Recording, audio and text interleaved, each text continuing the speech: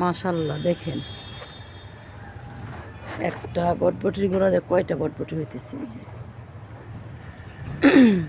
মাইজেলি পিঁপড়ে আছে, খাই ফেলে লাগছে। তাছাড়া একটা বটবটির গোড়া দিয়ে 4-5টা বটবটি হয়।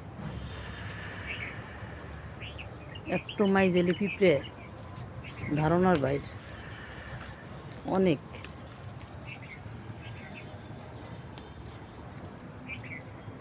এই হলো আমার চাইনিজ পেয়ারা গাছ। পেয়ারাগুনি খুবই মিষ্টি হয়, বেশি বড় হয় না। কি সুন্দর ফুল ফুটছে।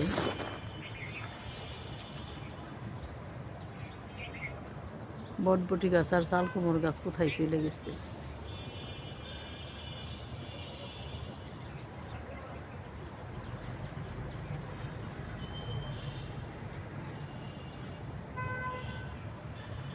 ভিডিওটা ভালো লাগলে শেয়ার করেন, ছাদ থাকলে বাগান করেন। আজকে আমি আম ছিলব। আমগুলির অনেক বয়স হয়ে গেছে কিন্তু পাকতেছে না।